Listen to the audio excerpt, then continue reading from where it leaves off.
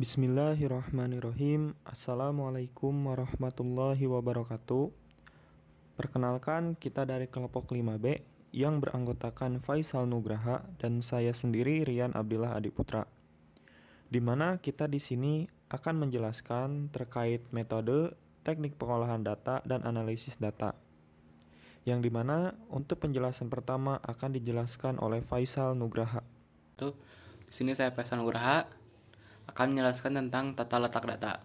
Beberapa metode pengumpulan data primer seperti Computer Aided Personal Interviewing (CAPI), Computer Aided Telephone Interviewing atau CATI, dan Questionnaire online secara otomatis memasukkan dan menyimpan data ke file komputer pada saat pengumpulan, seringkali menggunakan kode yang telah ditentukan sebelumnya.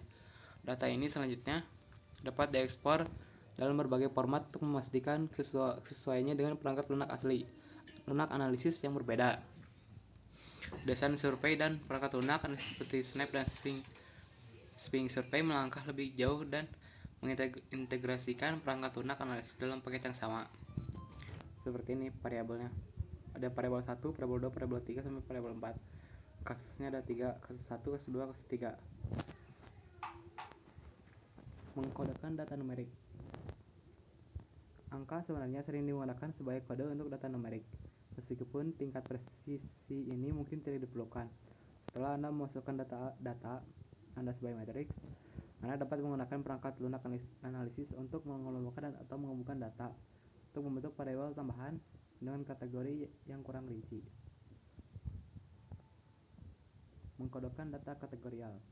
Kode seringkali diterangkan pada data kategori dengan sedikit pemikiran, meskipun Anda dapat merancang skema pengkodean yang akan membuat analisis selanjutnya jauh lebih sederhana. Untuk banyak sumber data sekunder, seperti survei pemerintah, skema pengkodean yang sesuai telah dibuat saat data pertama kali dikumpulkan.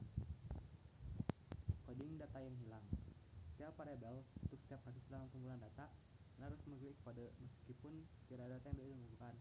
Pilih kode terserah Anda, meskipun beberapa perangkat lunak analisis statistik memiliki kode yang digunakan secara default. 4 alasan utama hilangnya data diidentifikasikan oleh DePaus pada tahun 2002. Data tidak diblokan dari responden mungkin karena lompatan yang didasarkan oleh pertanyaan filter dalam survei. Responden menolak untuk menjawab pertanyaan, atau non-respond. Responden tidak mengerti atau tidak memiliki pendapat. Responden mungkin tidak sengaja melakukan pertanyaan, atau jawaban responden mungkin tidak jelas. Meninggalkan bagian dari pertanyaan dalam survei kosong menyeratkan jawaban.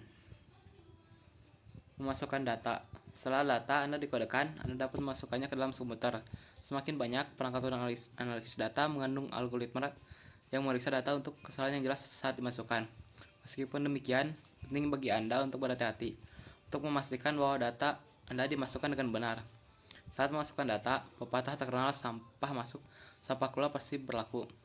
Perangkat lunak analisis yang lebih canggih memungkinkan Anda melampirkan label individual ke setiap variabel dan kode yang terkait dengan masing-masing label.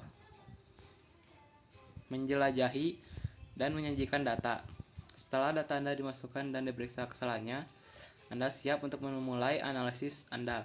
Kami telah menemukan 2K pada tahun 1977, analisis data eksplorasi atau IDA, pendekatan berguna dalam tahap awal ini.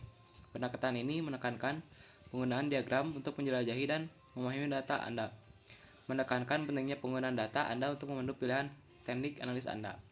Kami telah menemukan cara terbaik untuk memulai analisis eksplorasi dengan melihat variabel, individu dan komponennya. Aspek kunci yang perlu Anda pertimbangkan adalah dipandu oleh pertanyaan dan tujuan penelitian Anda, karena berdasar akan mencakup Sparrow tahun 1989. Di antaranya nilai-nilai spesifik, nilai tertinggi dan terendah, tren dari waktu ke waktu, proporsi, distribusi. Seperti contoh, menjelajahi dan menyajikan variabel individu. 1. Untuk menunjukkan nilai-nilai tertentu. Cara paling sederhana untuk meringkas data untuk variabel individu sehingga nilai tertentu dapat dibaca adalah dengan menggunakan a tabel atau distribusi frekuensi. Untuk data kategorik, tabel merangkum jumlah kasus frekuensi di setiap kategori. Untuk variabel yang kemungkinan memiliki banyak kategori atau nilai data untuk data numerik, Anda perlu mengelompokkan data ke dalam kategori yang mencerminkan pertanyaan atau tujuan penelitian Anda. Sanders, halaman 429. untuk menunjukkan nilai tertinggi dan terendah. Tabel tidak menyertakan signifikansi visual ke nilai tertinggi atau terendah, kecuali ditekankan oleh font alternatif. Diagram dapat memberikan petunjuk visual, meskipun data kategorikal dan numerik mungkin perlu dikelompokkan. Untuk data kategorikal dan diskrit, diagram batang dan piktogram cocok. Umumnya diagram batang memberikan representatif yang lebih akurat dan harus digunakan untuk laporan penelitian.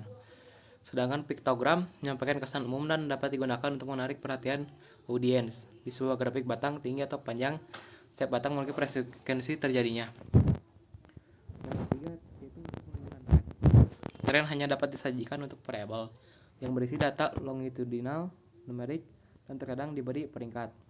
Diagram yang paling cocok untuk mengeksplorasi tren adalah grafik garis Anderson dan kawan-kawan pada tahun 1999, di mana nilai data Anda untuk setiap periode waktu digabungkan dengan garis untuk mewakili tren. Grafik garis menekankan tren peningkatan jumlah sepeda motor Harley Davidson yang dikirim ke seluruh dunia antara tahun 1996 dan 2006. Anda juga dapat menggunakan histogram untuk menunjukkan tren selama periode waktu yang berkelanjutan, dan diagram batang untuk menunjukkan tren antar periode waktu yang berbeda. Tren juga dapat dihitung dengan menggunakan analisis deret waktu. Selanjutnya akan dilanjutkan oleh Rian. Bismillahirrahmanirrahim. Saya di sini akan melanjutkan materi yang telah dijelaskan oleh Faisal. Di sini kita akan menjelaskan tentang pengukuran dari variabel, operasional definisi, dan timbangan. Bagaimana variabel ditangkap? Kita ambil contoh. Objek yang secara fisik dapat diukur dengan beberapa instrumen dan kalibrasi tidak menimbulkan masalah pengukuran. Misalnya, panjang dan lebar persegi pada meja kantor dapat dengan mudah diukur dengan pipa pengukur atau penggaris. Setidaknya di sini ada dua jenis variabel.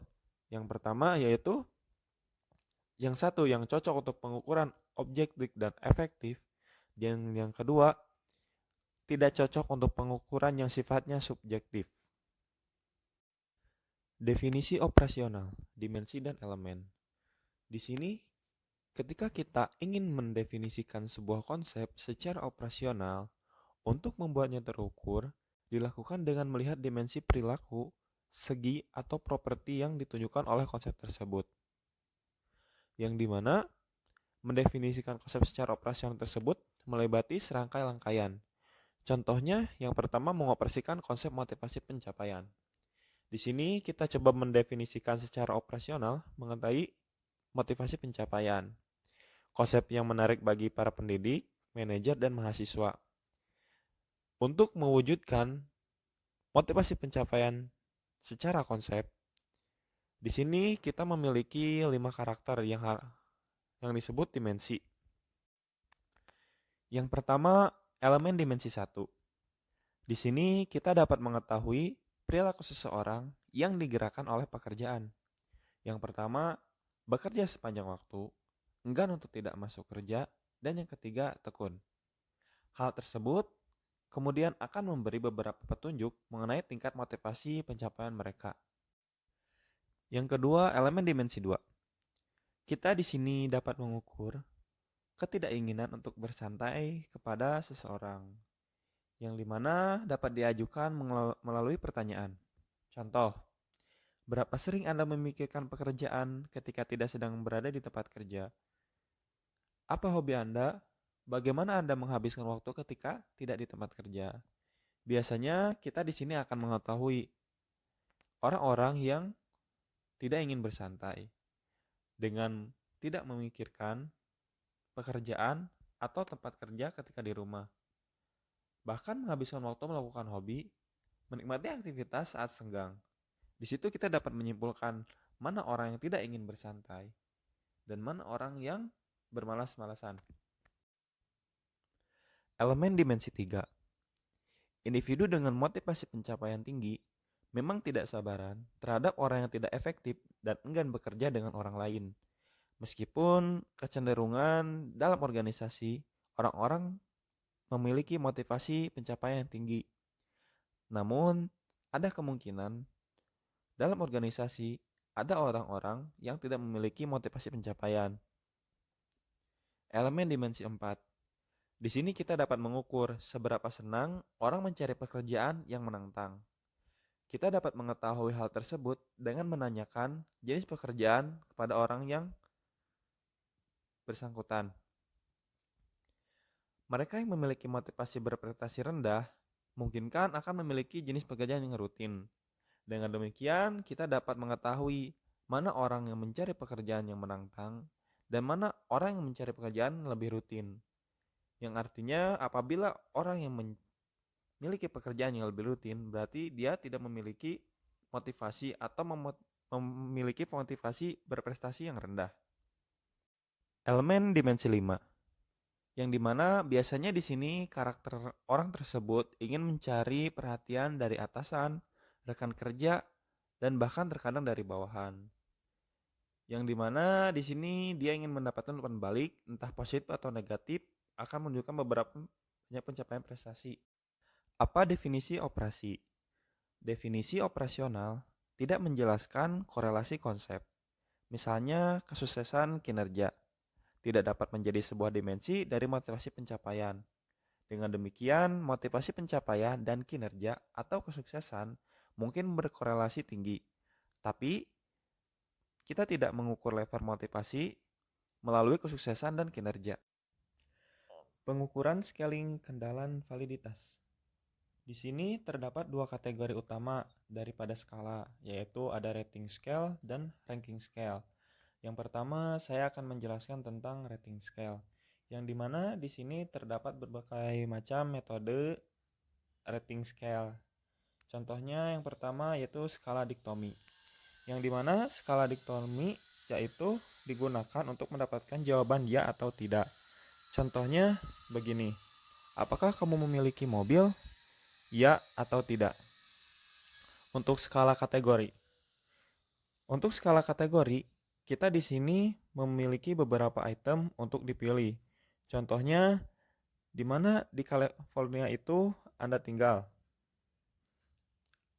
North Bay, South Bay, East Bay, Peninsula, atau lainnya.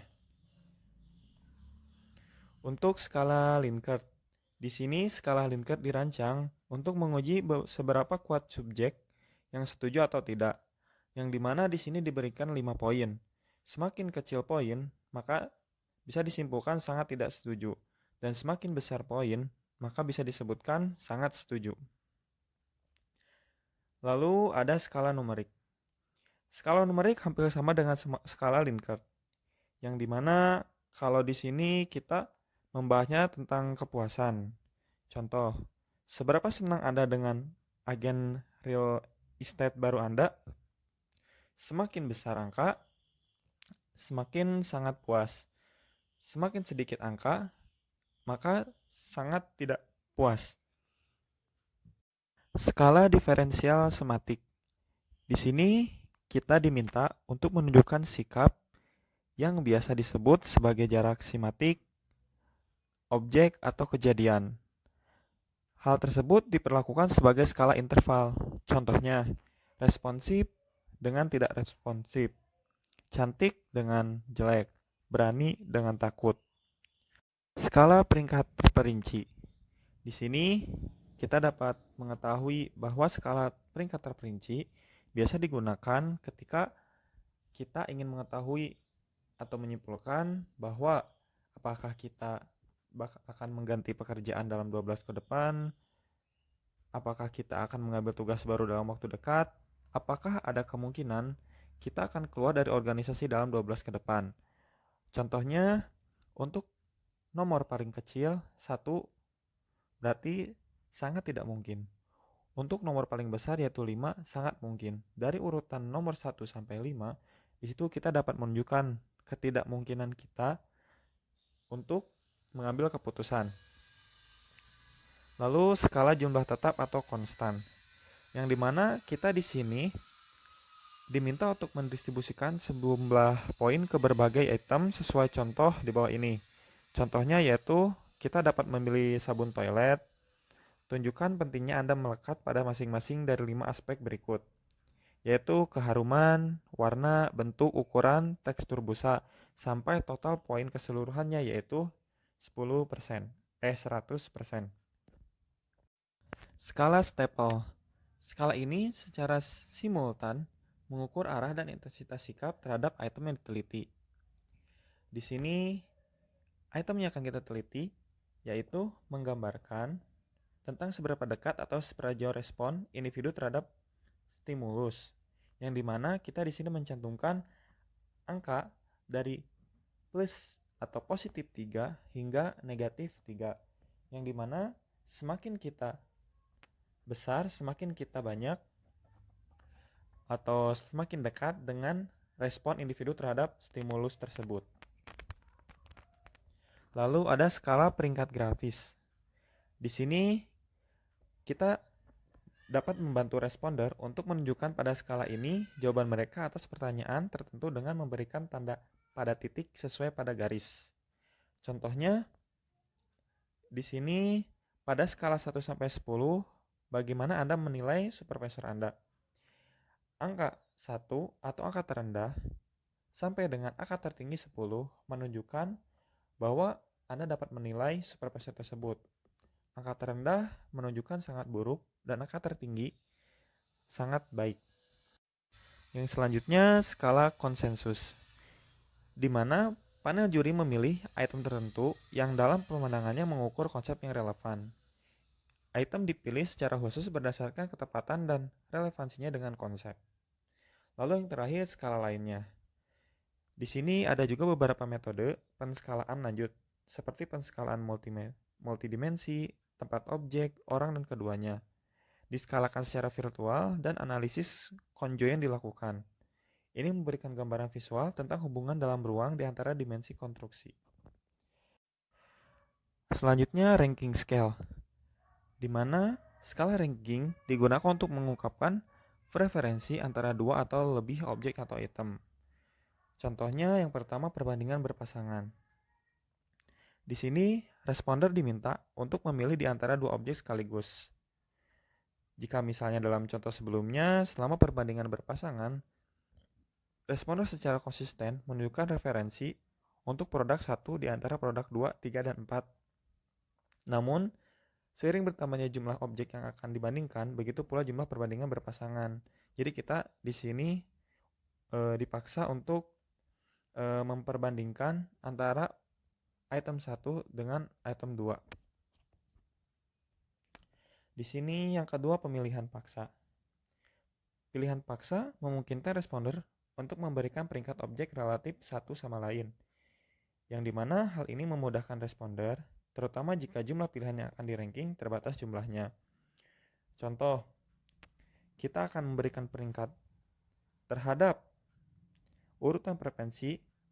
Misalkan kita di sini akan menentukan satu pilihan yang paling disukai dari 5 yang paling tidak disukai. Contohnya nasib, playboy, waktu, orang-orang, pencegahan. Di sini kita dipaksa untuk memilih salah satu daripada 5 yang tidak kita sukai. Dan yang ketiga, skala perbandingan. Skala perbandingan memberikan patokan atau acuan untuk menilai sikap terhadap objek pariwisata atau situasi yang sedang diteliti. Contohnya yaitu dalam lingkup keuangan.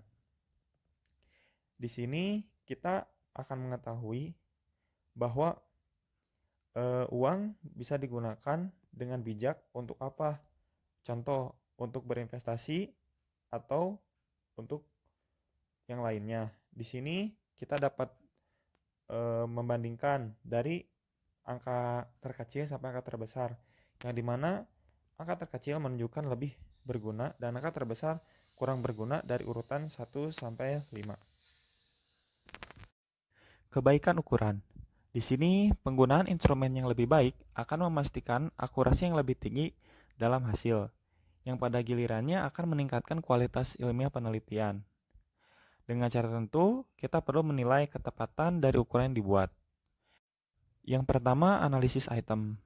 Di sini kita melakukan untuk melihat apakah barang-barang instrumen tersebut termasuk atau tidak.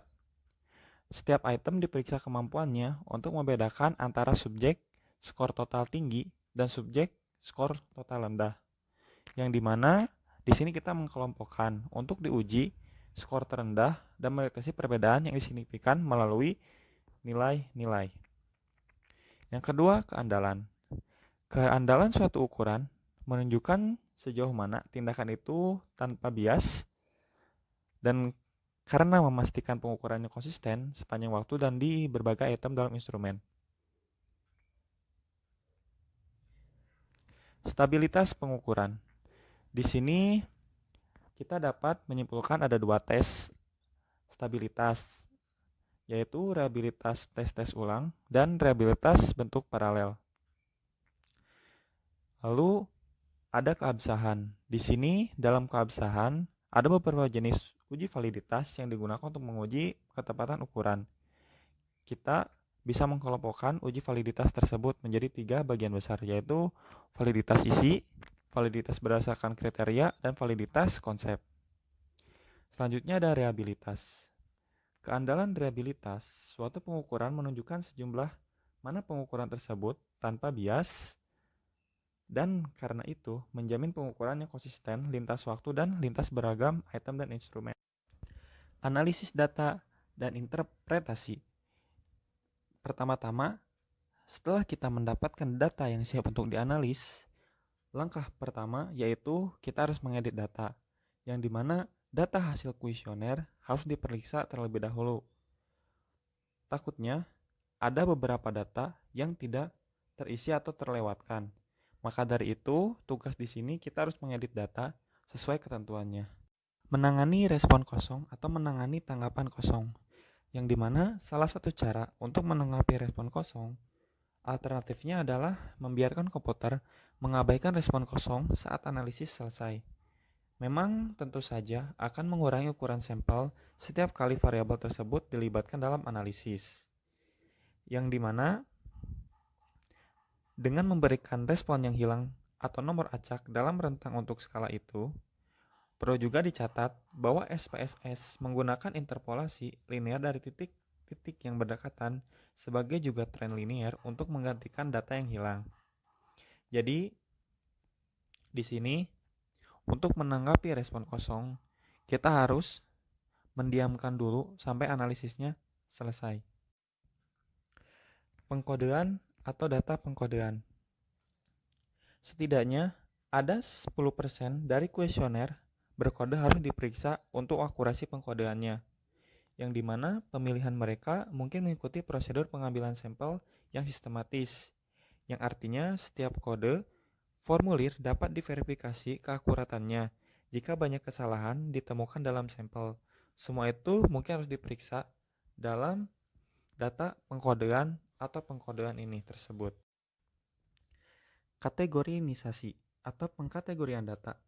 Pada titik ini berguna untuk membuat skema mengkategorikan variabel sedemikian rupa sehingga beberapa item yang mengukur suatu konsep dikelompokkan bersama. Sangat mudah. Di sini pertama-tama kita harus membuat skala dari 7 sampai 1 yang dimana poin tertinggi menunjukkan sangat setuju dan poin terendah yaitu mengindikasikan sangat tidak setuju, yang dimana fungsi kategorisasi tersebut dengan membuat skala memudahkan kita untuk mengkategorikan data. Selanjutnya, memasukkan data. Di sini, jika ada data kuesioner yang tidak dikumpulkan pada lembar jawaban pemindai, kita di sini harus memasukkan data tersebut ke komputer secara manual, yang dimana semua nilai yang hilang akan muncul dengan titik di dalam sel tersebut.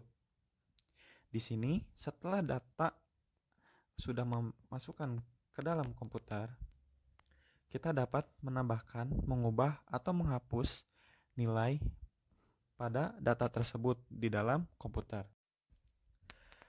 Selanjutnya, setelah kita mendapatkan data yang siap untuk dianalisis, selanjutnya kita akan menganalisis data tersebut, yang dimana dalam menganalisis data, kita memiliki 3 tujuan, yaitu merasakan data, menguji kebaikan data, dan menguji hipotesis data. Yang pertama, rasakan datanya. Kita dapat merasakan data dengan memeriksa tendensi sentral dan dispersinya, yang dimana Rataan, kisaran, dan standar deviasi, serta varian dalam data akan memberikan gambaran yang baik bagi peneliti tentang bagaimana responden bereaksi terhadap item dalam kuesioner, seberapa baiknya dengan item dalam ukuran. Untuk selanjutnya, menguji kebaikan data. Hal yang dapat menunjang untuk pengujian kebaikan data yaitu keandalan dan keabsahan data, yang dimana isi daripada masing-masing tersebut yaitu tentang uji reliabilitas dan validasi pengukuran.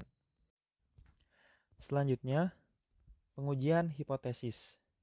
Setelah kita mendapatkan data yang siap untuk dianalisis, selanjutnya kita harus menguji hipotesis dari data tersebut, yang dimana isi daripada hipotesis tersebut yaitu sebagai berikut. Yang pertama, kita memeriksa reliabilitas ukuran dengan metode Cronbach-Alpha. Dan yang kedua, kita harus memperoleh statistik deskriptif atau yang digunakan yaitu distribusi frekuensi.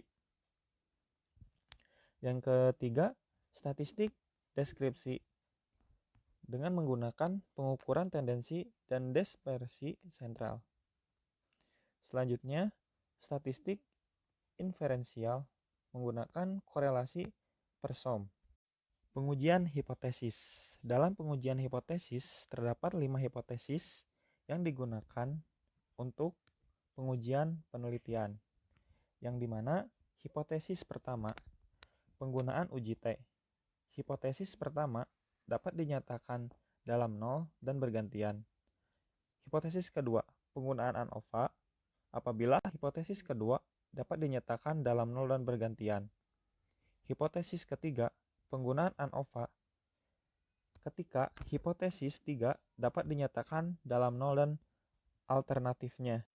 Hipotesis 4, penggunaan uji chi-square, apabila hipotesis 4 dapat dinyatakan dalam nol dan bergantian. Hipotesis 5, penggunaan analisis regresi berganda, apabila hipotesis terakhir dapat dinyatakan dengan nol dan alternatif. Sekian presentase dari kami. Maaf apabila banyak kesalahan. Terima kasih telah meluangkan waktunya. Wassalamualaikum warahmatullahi wabarakatuh.